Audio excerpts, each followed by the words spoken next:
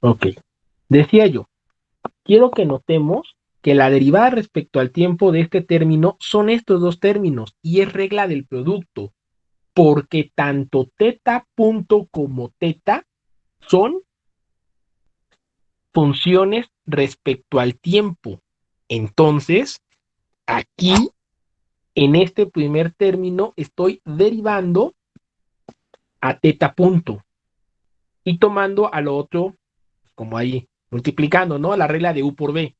Y en el segundo término estoy derivando al coseno, por eso la derivada aparece con un negativo, y luego derivo lo que tengo adentro, el argumento, es decir, teta respecto al tiempo, por eso me queda teta punto al cuadrado.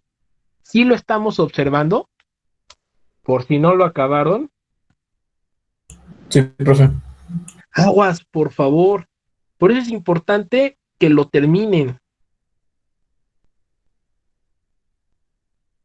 por lo de las derivadas, para que puedan um, darse cuenta del proceso complicado que es derivar en estos casos. Bueno, si no complicado, a lo mejor largo, el proceso largo que implica derivar, ¿vale?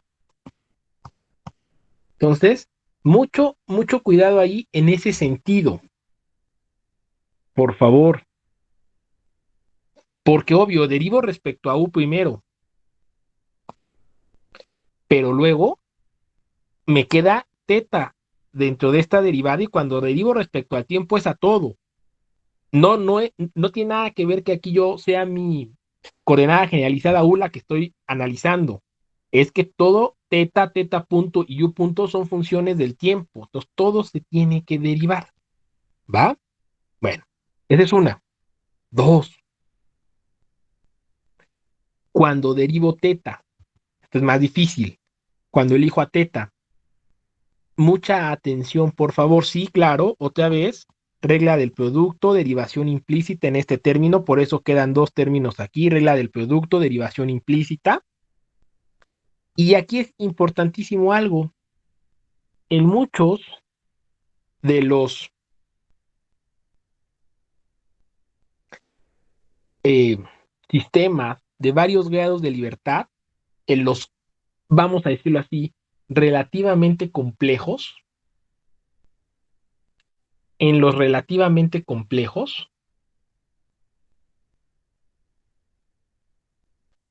la derivada de la que la canción otra vez. La derivada de la energía cinética respecto a la variable generalizada, no a la velocidad, no esta, estoy hablando de la de abajo, respecto a la velocidad, no necesariamente es cero, ¿ok? Noten que la energía cinética aquí tiene, en este caso, que la canción, aquí tiene en este caso a teta, tiene incluido a teta, entonces su derivada no va a ser cero.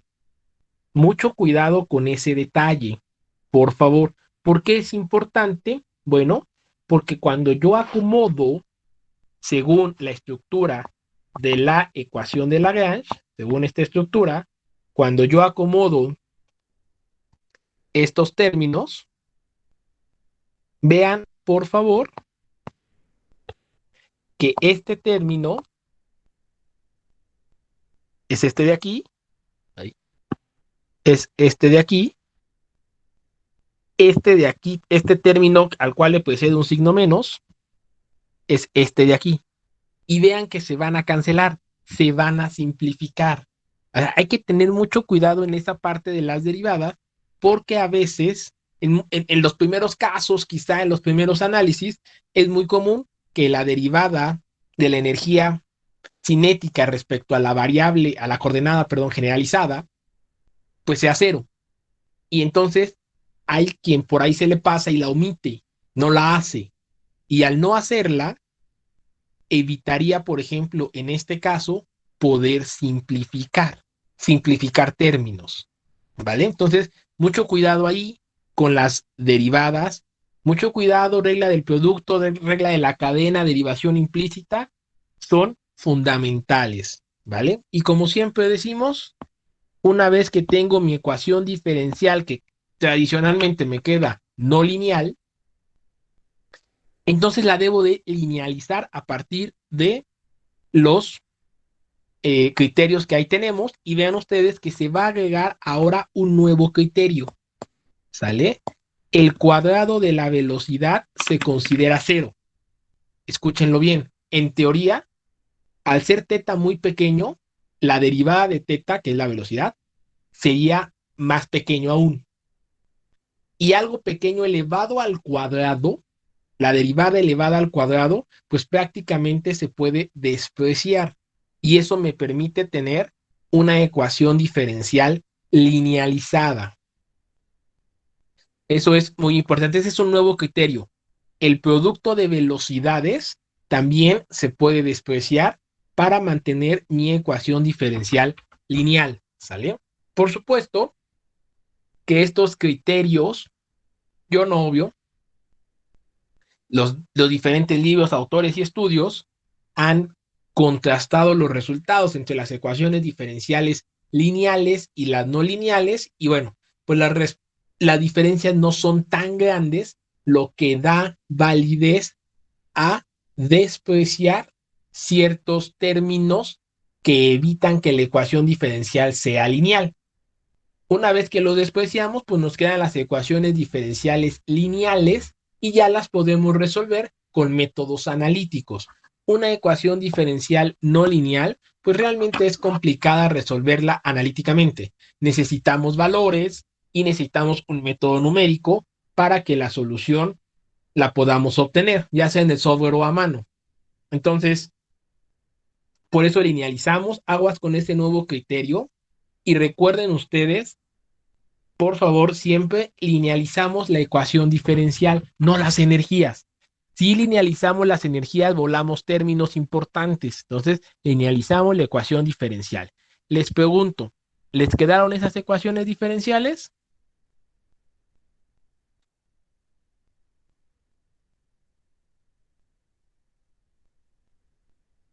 ¿O no lo habían intentado? Yo me equivoqué desde la derivada. Nos quedamos antes de la linealización porque no sabemos qué hacer con la velocidad. Bueno, pues ya, órale, termínenle. Está bien, está bien. Ojalá todos la hayan intentado, niñas, que luego no contestan también, que la hayan intentado, por favor. Esto es de derivar, ¿sale? Derivación. Este es como el único detalle que tiene este método, el método energético, pues son las derivadas, el tamaño de las derivadas. A diferencia de la segunda ley de Newton, que no implica derivadas, pero que tiene el problema de los sentidos, las fuerzas. Esto intentarlo con la segunda ley de Newton, pues quién sabe si salga, ¿no? Porque hay consideraciones que no hace la segunda ley de Newton o que son muy difíciles de incluir. Entonces, muy probablemente no salga.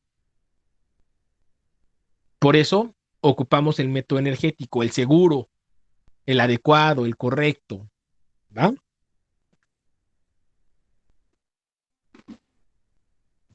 Ok, profe.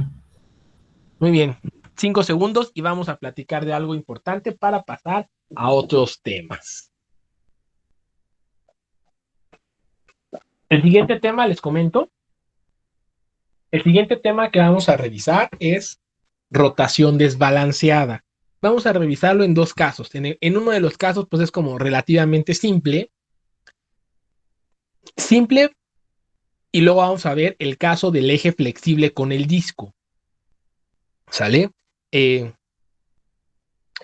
el primer caso que vamos a revisar, bueno, en ambos es un sistema de un grado de libertad. Pero si alguien se pregunta por qué lo estamos viendo ahorita, porque necesitábamos cierta experiencia y cierto conocimiento para deducir las energías, a pesar de que es un grado de libertad. Entonces, con estos ejercicios que hemos hecho de 2 grados de libertad y eso, pues ya hemos empezado a mover la mano para poder deducir esas energías en lo que vamos a ver de rotación desbalanceada. Vamos a ver el primer caso y luego veremos el caso del eje con un disco, ¿va? Y bueno, es algo fantástico, es algo que se utiliza obviamente en el cálculo de las turbinas, de los compresores, que tienen varias etapas. Obvio, lo vamos a ver con una etapa, pero si tiene varias etapas, pues es un fenómeno similar. Entonces, bueno, ya llegaremos para ver esa parte. Es relativamente complejo sacar las ecuaciones. Y además la solución de la ecuación diferencial pues todavía se hace más compleja. Sobre todo si, porque hay que hacer una transformación a un plano imaginario y bueno, ahí ya hace ciertos choros que iremos checando. Entonces, listo. Quiero por favor que seamos o que tengamos mucha atención aquí. A ver. Ok. Estos son los sistemas de, de varios grados de libertad que hemos realizado. Quiero que vean, en estos sistemas, la diagonal secundaria de la matriz de inercia o matriz de masas ha sido cero. La diagonal secundaria ha sido cero. En estos tres primeros y por ahí en el de tarea. La diagonal secundaria de la matriz de inercia o de masas ha sido cero. Sin embargo, en este problema no. La diagonal secundaria es distinto de cero. Escúchenlo bien. Cuando la diagonal secundaria es cero, el sistema se llama sistema estáticamente acoplado. Cuando la diagonal secundaria es distinta, perdón, cuando la diagonal secundaria es cero, como en este caso, como en este caso, como en el caso de aquí, cuando es cero, el sistema se llama estáticamente acoplado. Cuando la diagonal secundaria es es distinta de cero, la matriz es simétrica, pero la diagonal secundaria es distinta de cero, el sistema se llama dinámicamente acoplado. El sistema se llama dinámicamente acoplado. La experiencia y algunos, y por ahí me encontré algún texto, bueno, en fin, nos dice que la segunda ley de Newton falla o es muy compleja aplicarla cuando el sistema es dinámicamente acoplado. Desgraciadamente, pues si nosotros nada más vemos los sistemas, pues no sabemos cuándo es dinámicamente acoplado y cuándo es estáticamente acoplado. Desgraciadamente, pues no lo sabemos, así a ojo. A lo mejor algunos sí sencillos, pero otros pues no lo sabríamos.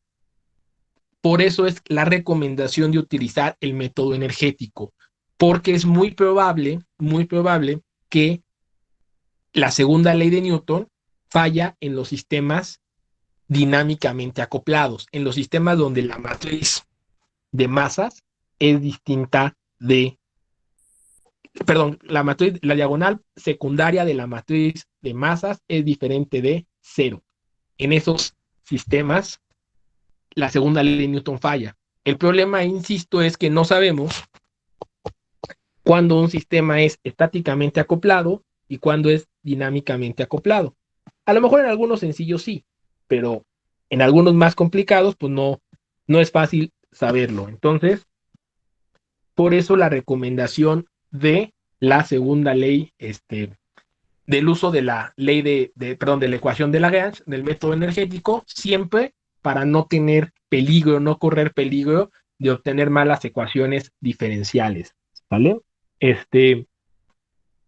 esto es muy común.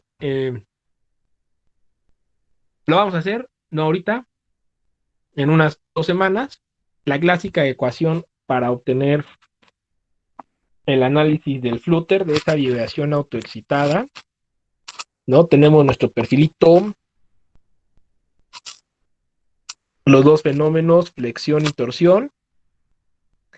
Si ustedes lo intentan hacer con la segunda ley de Newton, y digo si lo intentan, si hacen trampa y ven el RAO, en el RAO esto está resuelto con la segunda ley de Newton. En el solucionario está incorrecto. Si ustedes lo hacen con el método energético, pues el resultado es el correcto. Van a ver cómo si hay un cambio, porque hay por ahí algo que la segunda ley de Newton no considera, no se toma en cuenta y entonces pues falla a la hora de determinar las ecuaciones. Entonces, mucho cuidado, por favor. Siempre utilizamos el método energético. Recuerden ustedes, si la diagonal secundaria de la matriz de inercia o de masas es cero, estamos hablando de un sistema estáticamente acoplado. Si es distinta de cero, un sistema dinámicamente acoplado. La experiencia, los textos, todo dice que los sistemas dinámicamente acoplados no se pueden resolver con la segunda ley de Newton. Pero como realmente no sabemos cuándo es estáticamente acoplado, cuándo es dinámicamente acoplado, pues mejor todo por energías y no vamos a tener ningún problema, ¿sale? Últimos 5 segundos, si alguien quiere tomar las fotos. Profe, ¿y ¿Qué la pasó? diagonal tiene que ser igual? Bueno, como Sí, ahí sí, sí, salieron sí, iguales. sí. Las matrices son simétricas, ¿sale? Todas. Vamos a tener matriz de masa o inercias, vamos a tener matriz de rigidez, que es la parte de los elementos de rigidez, que es esta, y también vamos a tener la matriz del amortiguamiento, y todas las matrices son simétricas, todas. Simétricas, por supuesto, respecto a la diagonal principal. Siempre, ¿eh? Siempre simétricas, por favor. Eso sí es bien importante. Siempre simétricas y, por supuesto, pues simétricas incluye los signos, ¿no? También los signos.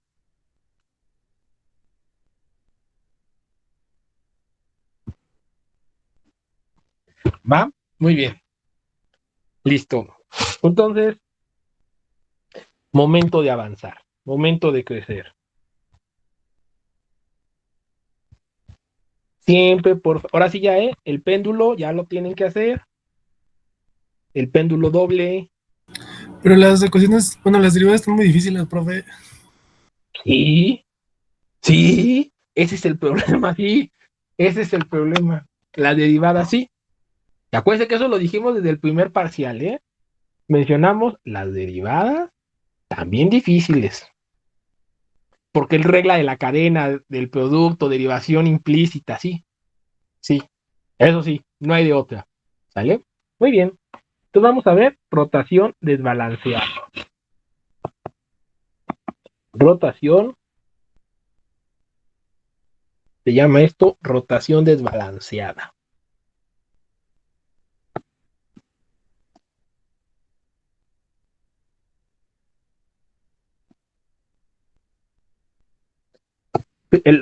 Los primeros casos básicos y luego vemos el del eje.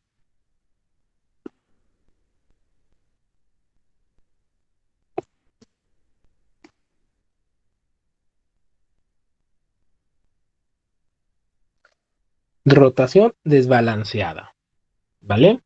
Muy bien. Escúchenme muy bien. Las fuerzas centrífugas. Definición de la física, no se les olvide.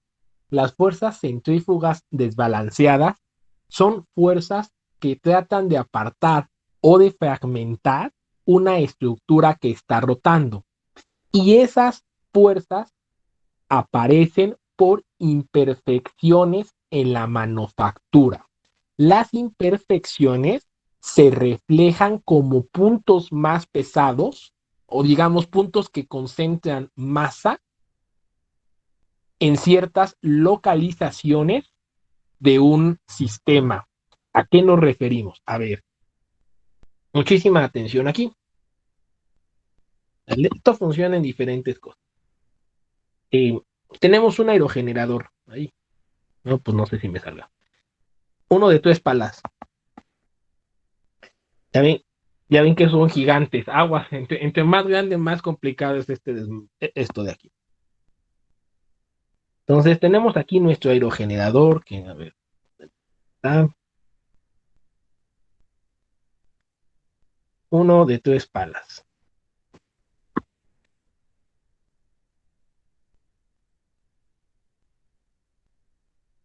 Ahí está nuestro aerogenerador. ¿Va?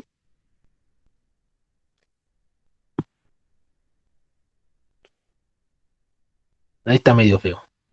Bueno, tenemos nuestro aerogenerador. En un mundo ideal, las palas son iguales y están colocadas de la misma manera, igualmente espaciadas, y bueno, las palas están hechas, digamos, la manufactura se supone es la misma. Entonces, en un mundo ideal, el centro de masa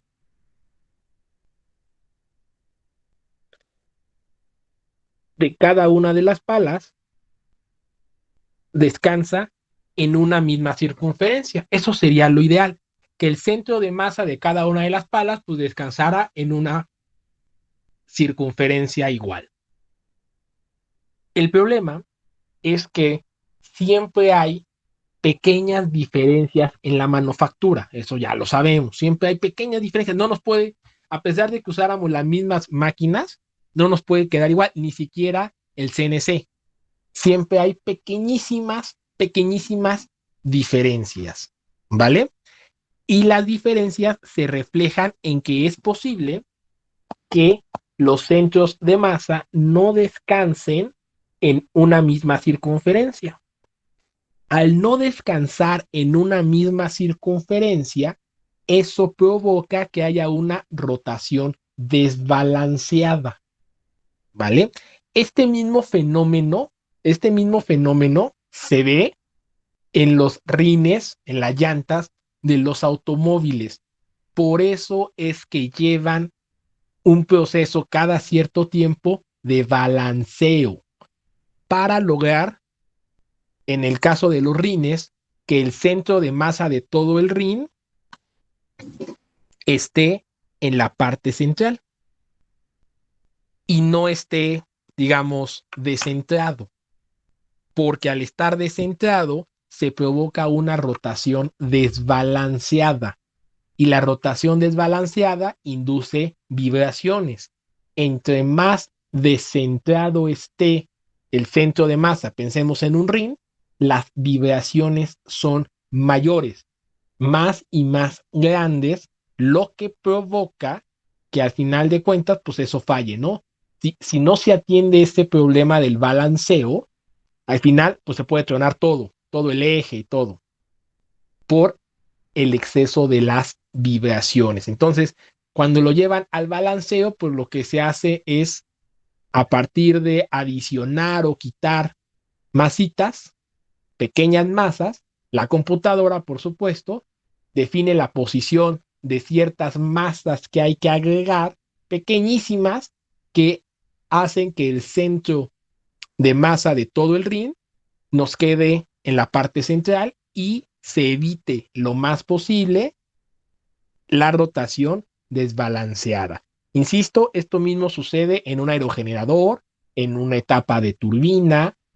Los álabes no nos van a quedar igual, aunque estuvieran maquinados todos en la misma máquina de CNC, hay imperfecciones que no solo tienen que ver como tal con el proceso de manufactura, sino que tienen que ver también con el material, ¿vale? No es posible tener un mismo material con las mismísimas características en todos los casos, ¿sale? Pequeñísimas variaciones, pequeñísimas imperfecciones provocan que una pala sea distinta a la otra de una manera muy pequeña, si quieren casi microscópica, pero eso hace que los centros de masa no descansen en una misma circunferencia y provoca una vibración desbalanceada. Perdón, una rotación desbalanceada que induce una vibración. Entonces, aguas con esos detalles, ¿va? Esto obviamente va a provocar esfuerzos que van creciendo.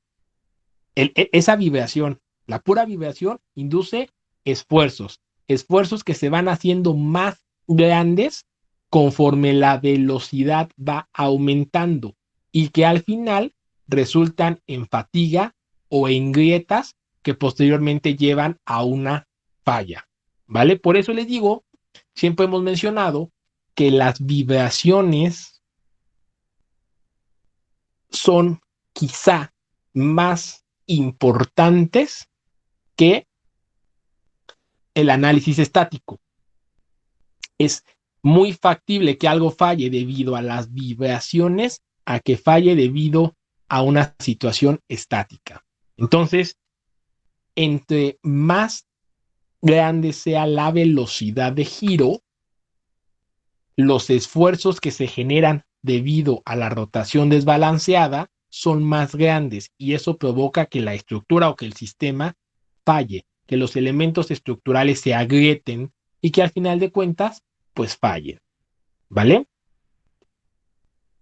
La velocidad tradicionalmente, ojo, escúchenlo bien, tradicionalmente la velocidad a la que se provoca el fallo es llamada velocidad de ráfaga. La velocidad a la que se provoca el fallo es llamada velocidad de ráfaga.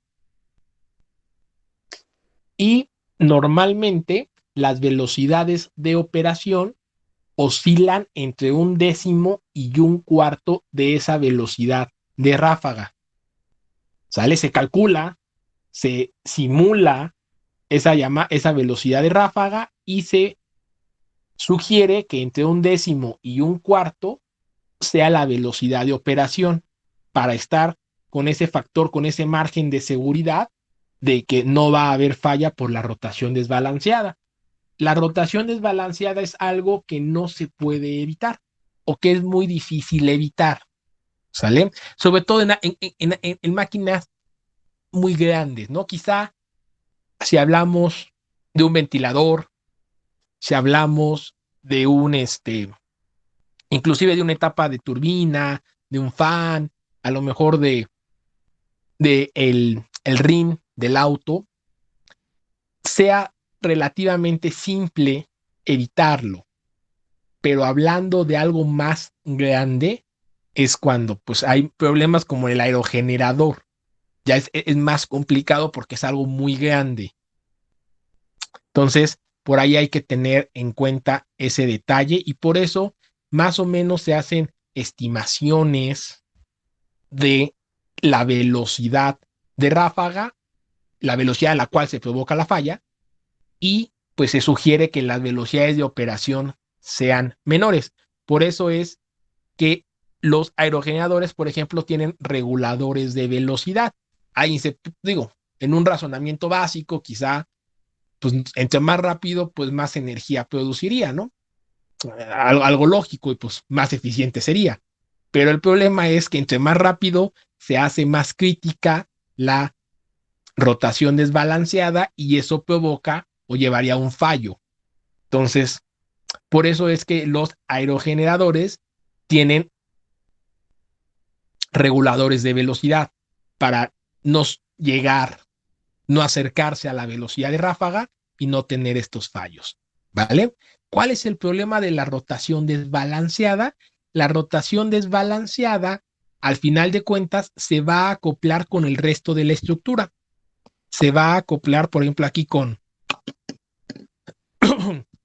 la estructura que sostiene al aerogenerador, se va a acoplar y entonces va a provocar que todo empiece a vibrar, ¿vale? Ya no es que nada más vibre las palas y el eje, sino que ese movimiento se acopla con el resto de la estructura y entonces todo empieza a vibrar. Y eso es, obviamente, pues algo indeseado, porque estaría vibrando pues toda la estructura, ¿no? Y estamos hablando de cosas que pueden ser muy grandes o no necesariamente tan grandes como el aerogenerador, pero que, bueno, al final de cuentas, resulta en un estado indeseado. Imagínense que,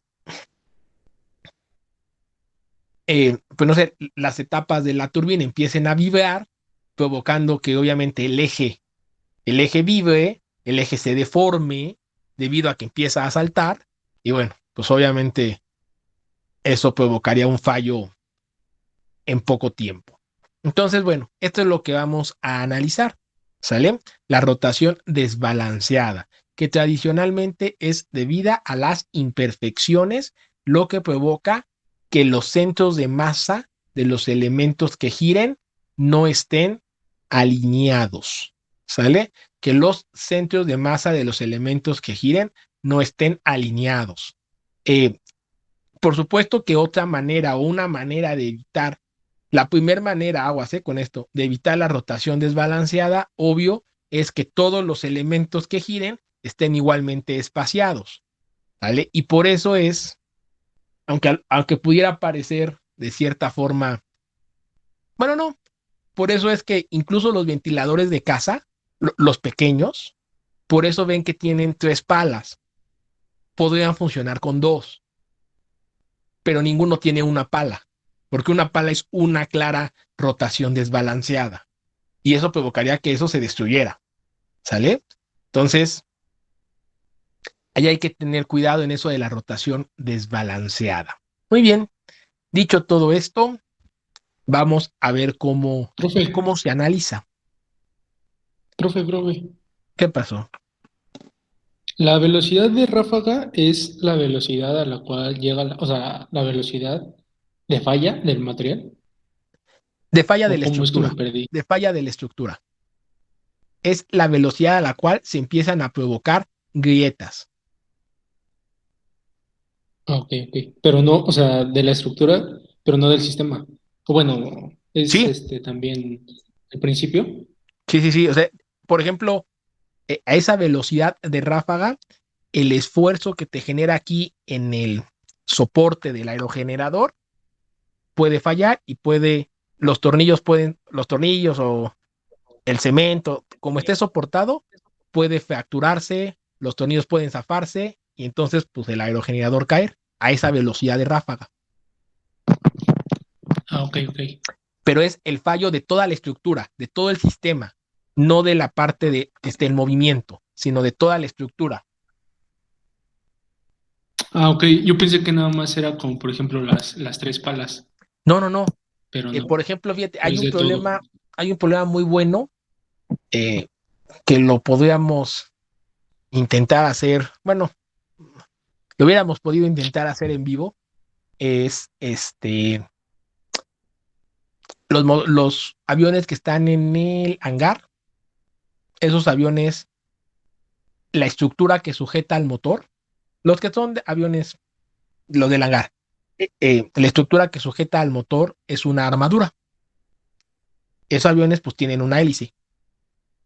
Eh, si se zafa una pala, la hélice tiene 2 palas, si se zafa una, hay una rotación desbalanceada, lo que provocaría que los elementos de la armadura que sujetan al motor fallen, se zafen, las uniones se rompan.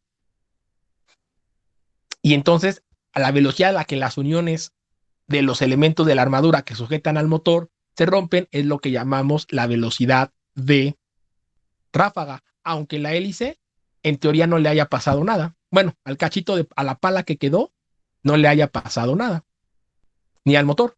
Realmente lo que Ah, falló ok. fue la sujeción. En este caso, Sí, pues la ya. armadura. Entonces, eso sí se puede hacer en vivo. Sí, Podemos, ya le entendí. se puede construir una armadura este, de madera, hay de palitos de madera, de algo relativamente ligero. Podemos poner un motorcito de los eléctricos y poner una pala a girar, rotación desbalanceada, y al final de cuentas eso empezaría a vibrar hasta que alguna de las uniones, ya sea con la mesa, por ejemplo, de la mesa de prueba o entre los elementos de la armadura, se rompan. Entonces, ese es uno de las situaciones que cuando hacen las hélices, cuando las manufacturan, cuidan mucho. Se cuida siempre mucho que las hélices estén sumamente bien manufacturadas, bueno, las empresas que se dedican a eso, para que no se salgan las palas, no se zafen las palas, porque al zafarse las palas, eh, el problema es que provocan este tipo de vibraciones y toda la parte que sujeta al motor va a fallar. Entonces, ya, y obviamente pues es un fallo casi catastrófico. Ese es el problema. Por eso siempre se busca que en ese tipo de aviones lo que está mejor hecho es las palas, para que no se zafen. Lo que está mejor sujeto, para evitar que se zafan porque es falla catastrófica. Obvio, Sí, profe. es tan alta la velocidad que pues no se puede no hay forma de pararlo, ¿no? de parar el motor rápido y evitar que siga girando para evitar la rotación desbalanceada. Bueno, entonces vamos a ver cómo se calcula esto. Los primeros casos de rotación desbalanceada es un poquito complicado. Y bueno, vamos a poner el caso más sencillo, ¿sale? Y es el siguiente. Déjenme insertar la imagen. Montamos, espérenme.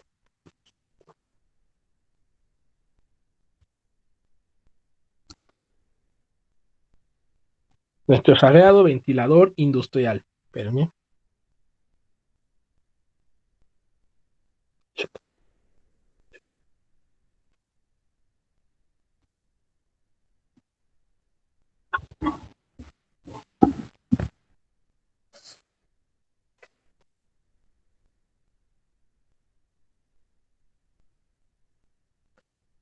Ok, aquí está nuestro ventilador industrial. Lo voy a poner de este lado. Muy bien. Ojo, por favor. Esto lo vamos a idealizar a través del siguiente modelo.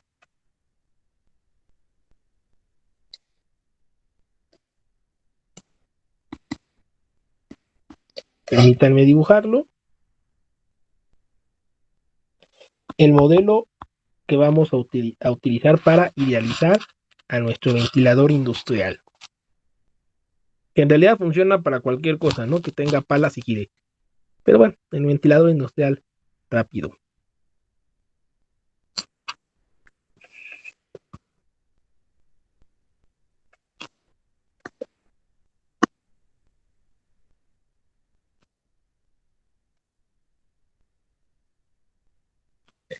Lo vamos a idealizar así.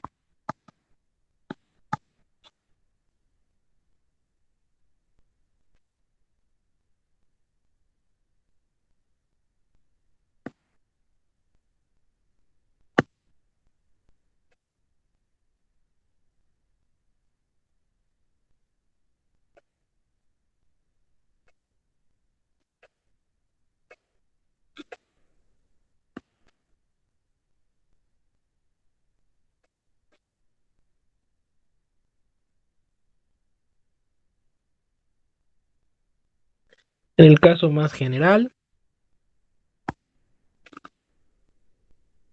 el, el amortiguamiento como si fuera un amortiguamiento viscoso.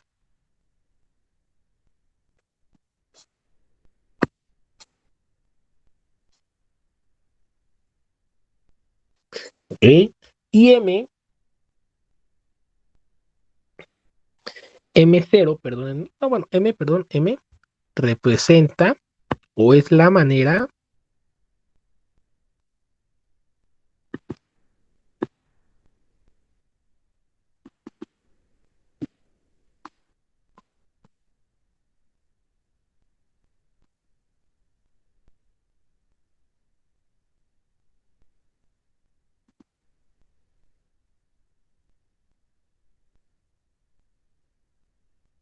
de idealizar las imperfecciones.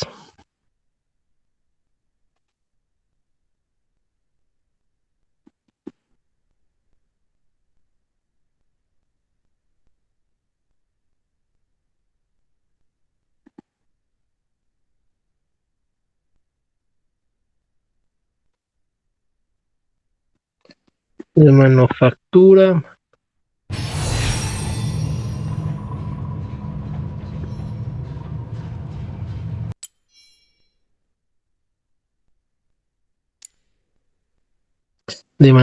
ensamblaje a través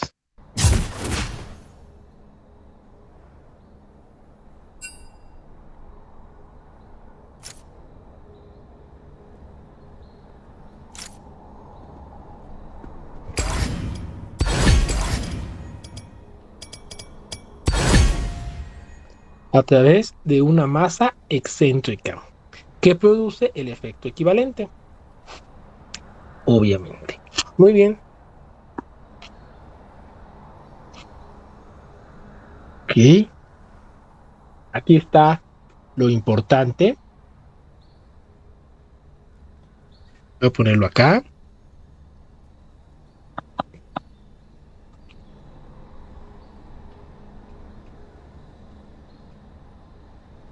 En general, el desbalanceo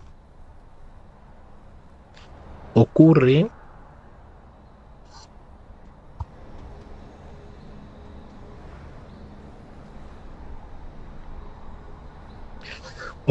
en todas direcciones.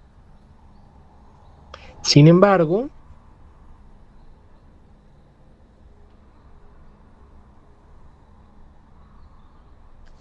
tradicionalmente se estudia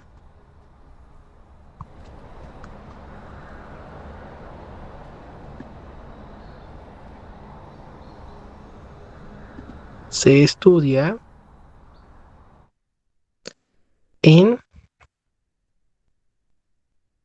la dirección de las restricciones principales.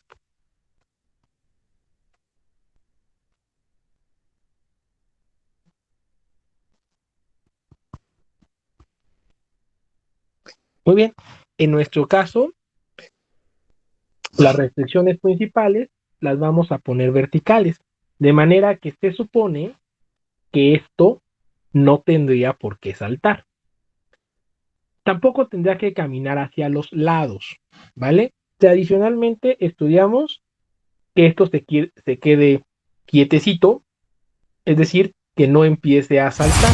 Esas serían nuestras restricciones principales, aunque insisto, se podría analizar en las demás direcciones, porque pues, el desbalanceo es general, no solamente es en una dirección, aunque insisto, únicamente lo analizamos donde se encuentran las restricciones principales, que en este caso son las verticales. Es decir, lo que se busca es que no esté saltando, ¿va? Lo que se busca es que esto no esté saltando. Y bueno, y vamos a ver cómo funciona esto porque es lo más complicado. Primero que nada, no olviden esto. Todo el sistema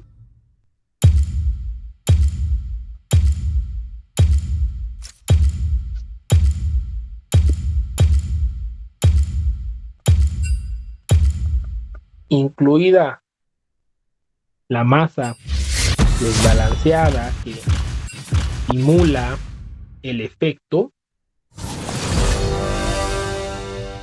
todo el sistema tiene una masa M mayúscula.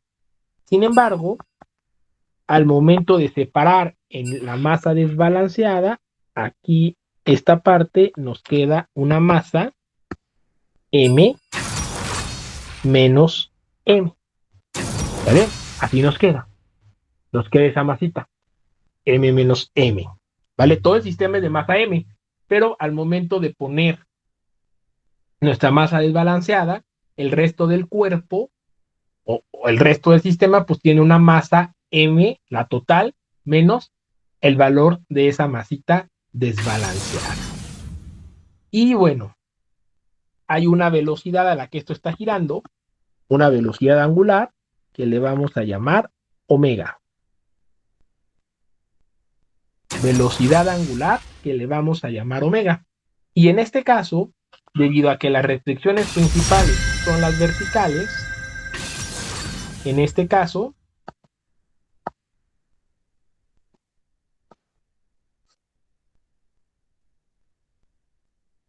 el movimiento que vamos a analizar, pues es el movimiento vertical de traslación. Es decir, que esto empieza a dar saltitos. Y a nosotros, pues no nos interesa que esto dé saltos, ¿vale? Escúchenlo muy bien, escuchen esto, por favor, escúchenlo muy bien. Recuerden ustedes, nosotros estamos manejando sistemas lineales, ¿ok?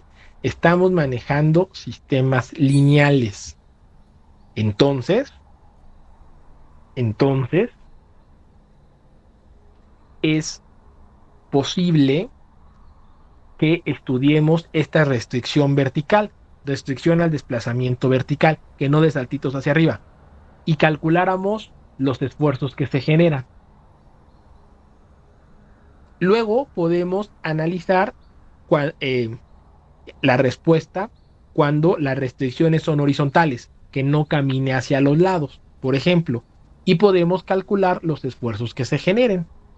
Recuerden ustedes que al manejar sistemas lineales, pues puedo sumar los esfuerzos que se generan debido al movimiento vertical, a los saltitos, y los esfuerzos que se generarían debido al movimiento, digamos, horizontal. ¿Vale? Y tendría ya los esfuerzos totales. Acuérdense, aplicamos el principio de superposición. ¿Por qué? Porque eh, estamos con modelos lineales. ¿Sale? Entonces, ahí no hay ningún problema en ese sentido.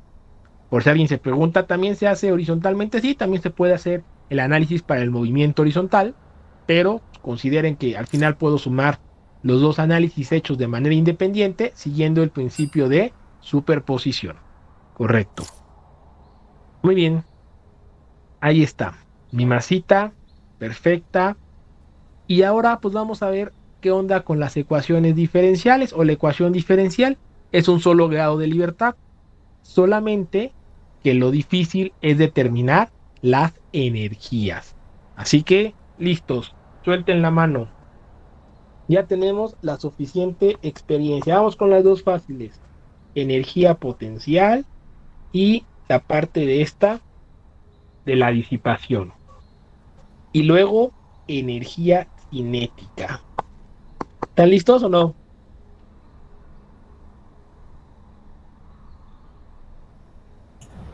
Leve, profe. Encuentren primero la energía cinética, perdónenme, la energía potencial y la de disipación. Primero encuentren esas. ¿Se puede, niñas? ¿Se puede?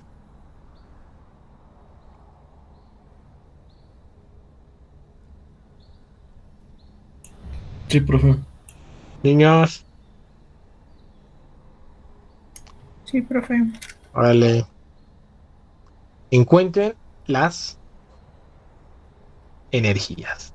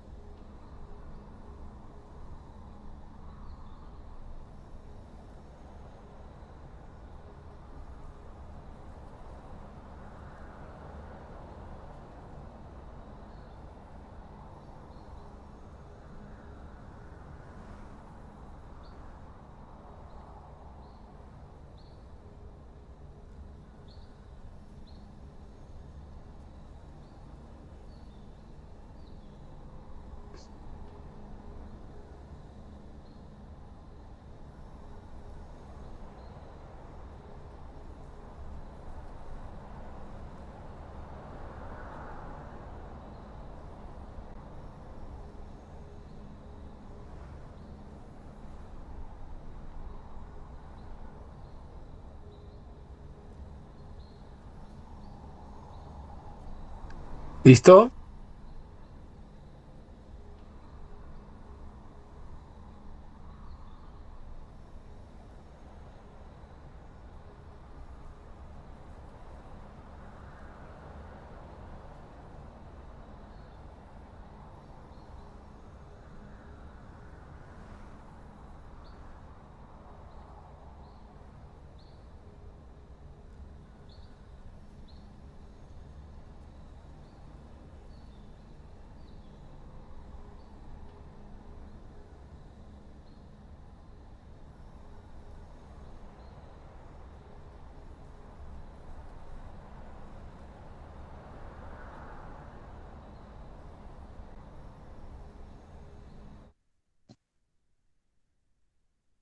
No me fallen, no me fallen. Energía potencial. ¿Alguien ya la tiene? Un medio de K por X al cuadrado. Ah, qué fácil.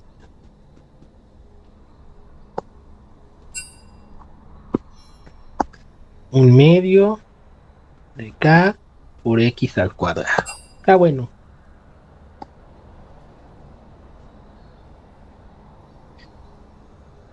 La función de disipación o energía de disipación. Ya está.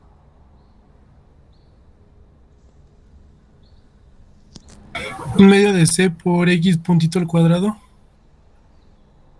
Híjole, qué fácil. Ay, un medio de C por X puntito al cuadrado. Por la velocidad al cuadrado. Muy bien. Bueno, lo difícil está en la energía potencial. Ahí está lo difícil. En la energía potencial. Perdón, cinética. Ahí. Lo difícil está en la energía cinética. ¿Sale? A ver, ¿quiénes son los elementos que ganan, pierden energía cinética?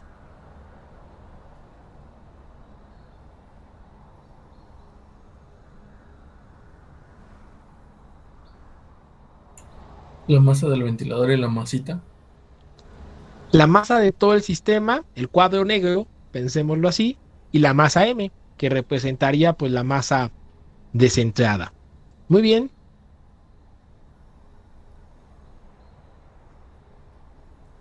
Ok, ahí está la energía cinética.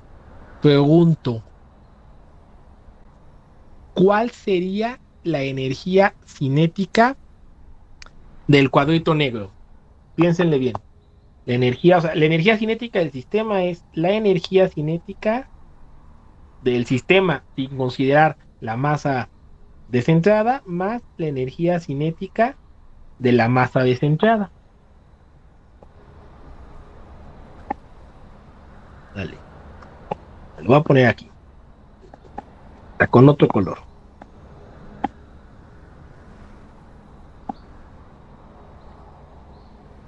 La energía cinética de la masa, la energía cinética del sistema sin considerar la masita descentrada y la energía cinética de la masa descentrada. La suma de ambas es la energía cinética total. Bendito sea Dios, este método energético, donde sumo las energías.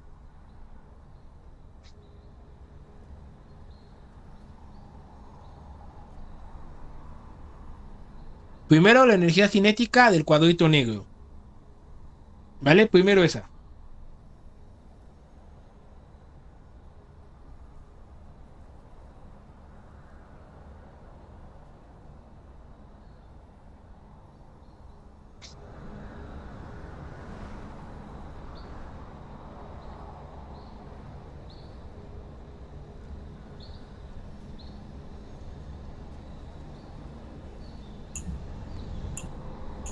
Y un medio de la masa del sistema por X puntito al cuadrado.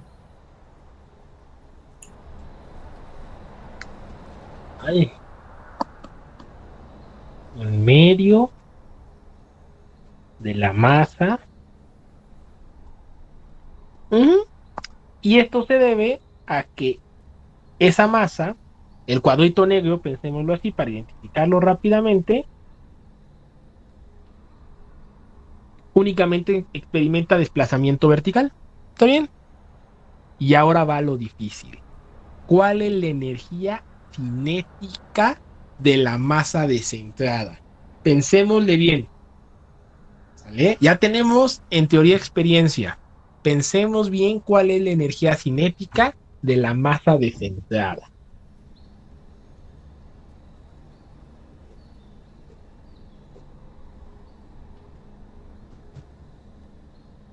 Bien pensado.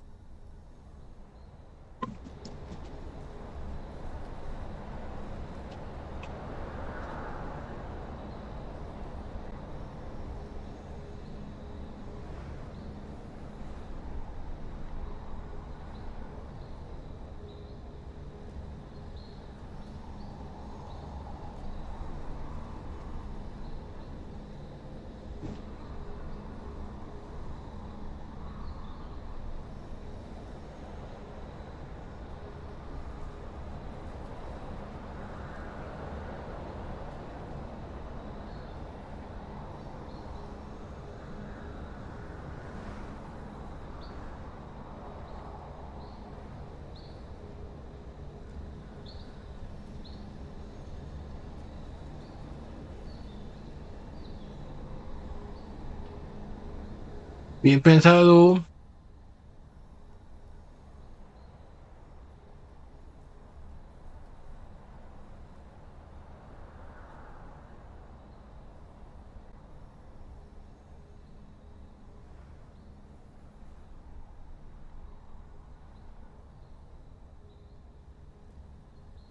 ¿Alguien? ¿Alguna idea? Los escucho. Bueno, todos los escuchamos. Sería un medio de la masa de la bolita por X punto más L teta punto coseno de teta. Bueno, W en vez de teta. Un medio de la masa de la bolita. ¿Por quién? Por X punto más qué. No sé, por W punto, omega punto por coseno de omega. Ese sería para el movimiento vertical. Ah, a ver, a ver, a ver, a ver, a ver. Ok. Pensemos entonces, ya y empezamos a maquinar ideas. Pregunto a ustedes, pregunto a ustedes, ¿cuántos movimientos, fíjense, o cuál es el movimiento que experimenta la masita descentrada? Piénsenlo bien, ¿experimenta un movimiento circular puro? ¿Experimenta solo movimiento circular o experimenta algo más? Piénsenlo bien, piénsenlo bien. 10 segundos, espérense, no contesten. Estamos pensando, la masita descentrada que está unida al cuadrito ese negro, al resto del sistema, experimenta un movimiento circular puro o experimenta algo más. ¿Sale? Eso es lo que estamos pensando. Esa masa está girando, ¿eh? No lo olviden.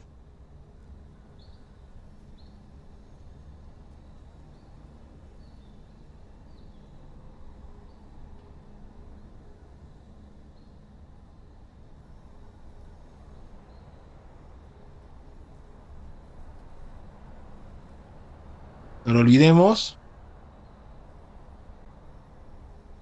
Alguien que nos diga, ¿experimenta un movimiento circular puro o hay algo más?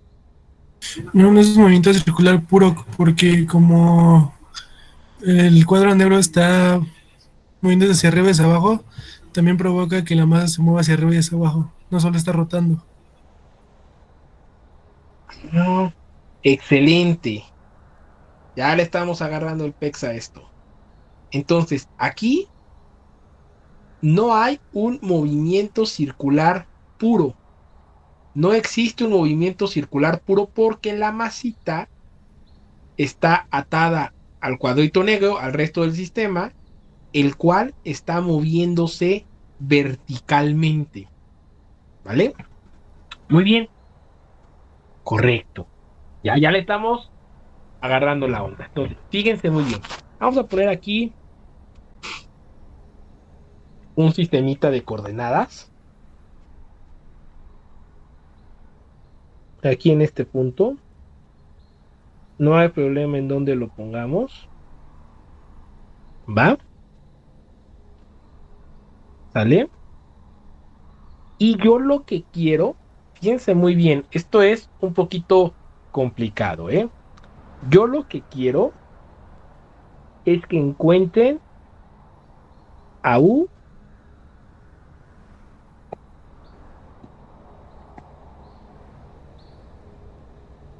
y a W, ¿vale? Ojo, escúchenlo muy bien. ¿quién va a ser U? U es la posición horizontal,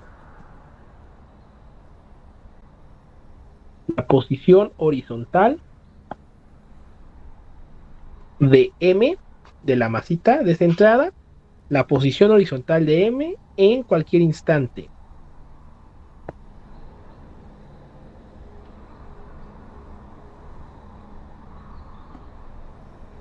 En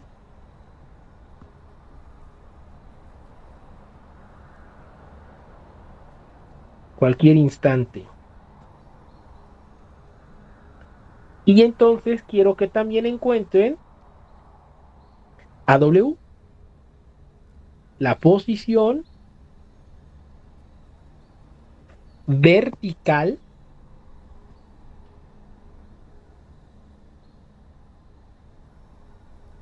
de M en cualquier instante.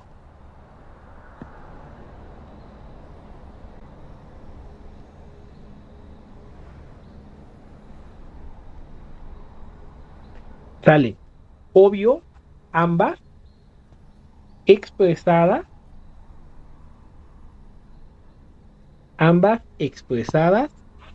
en términos de omega, de la velocidad de giro y de X.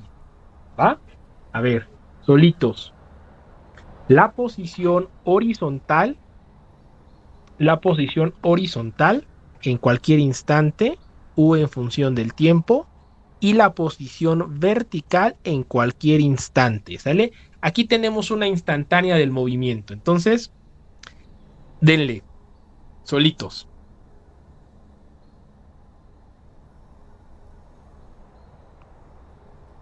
Solitos, ¿eh? La posición horizontal, esto está girando, la masita está girando, pero al mismo tiempo todo el sistema está desplazándose hacia arriba y hacia abajo. Entonces, si yo les pido respecto a ese sistema de coordenadas que estoy poniendo ahí, cuál es la posición horizontal en cualquier instante de tiempo y cuál es la posición vertical, denle, de la masita, ¿eh? De la masita. Lolitos.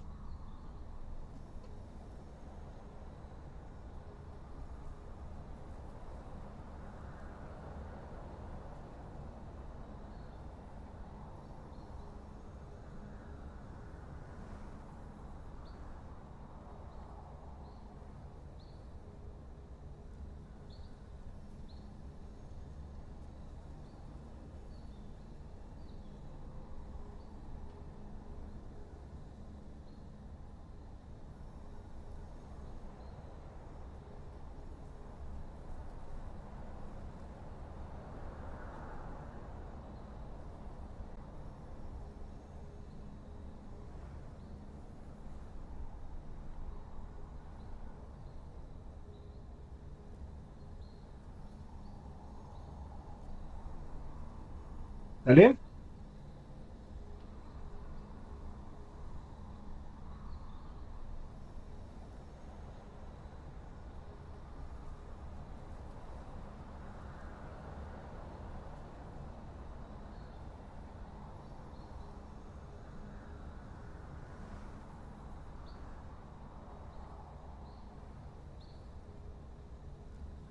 Denle, denle, denle.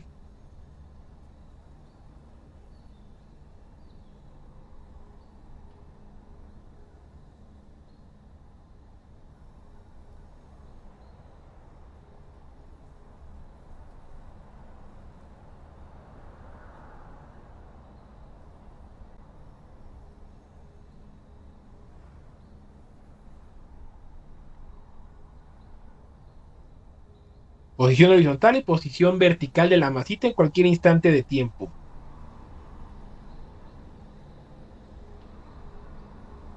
U sería E coseno de omega. Muy bien. E coseno de omega. Nada más de omega. Aguas. Omega es una velocidad angular, ¿eh?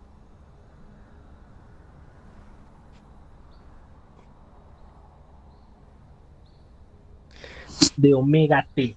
¿Por qué de omega t? Porque omega es la velocidad angular. ¿Vale? Esto no es más que, acuérdense que la velocidad angular es el ángulo entre t, el desplazamiento angular entre el tiempo, así de sencillo. Si yo quiero saber el desplazamiento, pues nada más multiplico t por la velocidad angular, ¿vale? No tiene más ciencia. Entonces, si yo quiero saber, permítanme un segundo,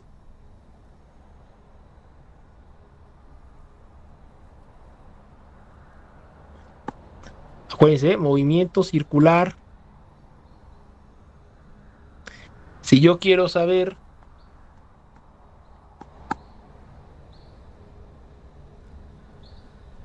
este ángulo que ha recorrido cuando lleva una velocidad omega, pues simplemente multiplico omega por el tiempo. Y entonces sí, la posición horizontal va a ser E por el coseno del ángulo. En este caso, el ángulo es omega por t. ¿Clarísimo para todos? Sí, profe. ¿Todas? ¿Niñas también? Sí, profe. Ok. Y ahora, denle a la posición vertical. Espérense 5 segundos. No arruinen el conocimiento de nadie. 5 segundos.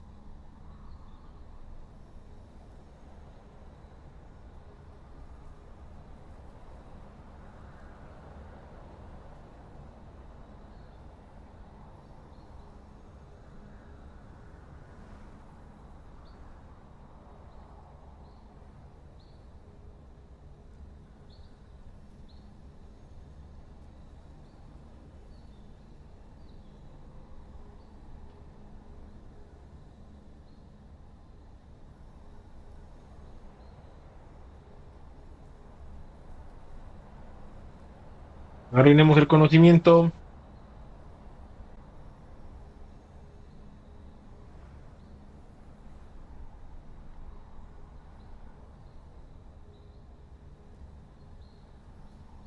No sé. Ahora sí, alguien que nos diga cuál sería la posición vertical respecto a ese sistema de coordenadas en cualquier instante de tiempo. X más E seno de omega t. Excelente. X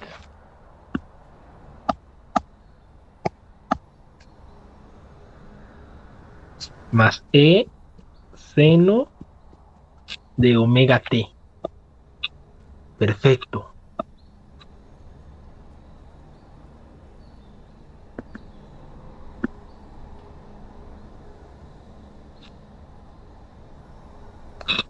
¿Va? Obviamente, aquí está el ángulo. Este ángulo es igual a la velocidad angular por el tiempo. Si yo saco el seno de ese ángulo multiplicado por esta E, pues me da esta distancia vertical. ¿Sale? Yo sabría la distancia vertical en cualquier instante de tiempo respecto a este punto. Y si a eso le sumo que esto está saltando para arriba y para abajo, aquí está el efecto sumado. La X para saber la posición vertical en cualquier instante de tiempo respecto al sistema de referencia que está ahí planteado. Excelente. Muy bien. Obviamente, fíjense ustedes, tengo dos movimientos. Este es el movimiento horizontal y este es el movimiento vertical. Por supuesto que la energía cinética de la masita sería igual a la energía del movimiento horizontal más la energía cinética del movimiento vertical. Es decir, sería un medio de la masa por U puntito al cuadrado más un medio de la masa por W puntito al cuadrado. ¿Vale? Ay Dios. Este de aquí es W.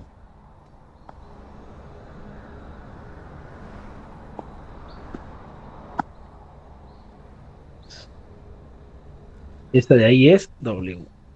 Ahí está. ¿Sale? Así sería. Entonces, esto pues ya saben cómo hacerlo.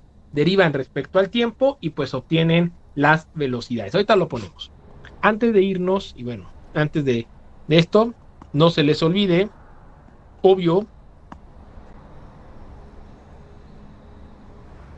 esta parte, la derivada, pues es derivada implícita respecto al tiempo.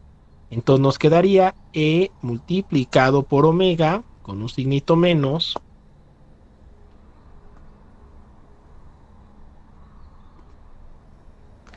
multiplicado por omega por el seno del ángulo. Y aquí abajo nos quedaría W puntito, que sería X punto más E multiplicado por omega por el coseno. ¿Sale? Listo. Ojo, está bien. Lo demás es álgebra y les toca terminarlo. Ya nada más lo sustituyen, elevan al cuadrado, tienen la energía cinética total y por supuesto, pues ya lo que sigue es aplicar la ecuación de Lagrange para terminar el primer modelo de rotación descentrada, que es el debido a las imperfecciones, en donde esas imperfecciones se idealizan como una masita descentrada. Ese giro de esa masita descentrada representa o se acopla con el resto del sistema, provocando que todo el sistema vibre. Lo estudio para cada una de las restricciones. En este caso, pues lo estoy estudiando para la restricción vertical, ¿sale? Provoca que el sistema vibre. Lo estoy estudiando para la restricción vertical. ¿Qué me debo de dar cuenta? Ojo, por favor. En este y en el problema anterior, que a pesar de que un elemento de inercia, en este caso, digamos, la cajita que lleva la carga, y en este caso, la masa descentrada, a pesar de que un elemento de inercia pareciera seguir una trayectoria circular, debo de tener mucho juicio, mucho razonamiento para observar si esa trayectoria circular es pura o ese movimiento está influenciado por otro. ¿Sale? ¿A qué me refiero? Una trayectoria circular cualesquiera se puede entender como un movimiento horizontal y un movimiento vertical. Si alguno de los movimientos además está influenciado, está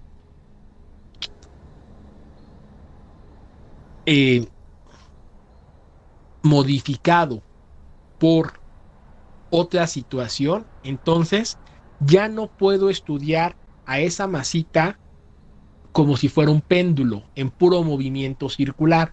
Más bien debo de entender ese movimiento circular como la combinación de un movimiento vertical y un movimiento horizontal.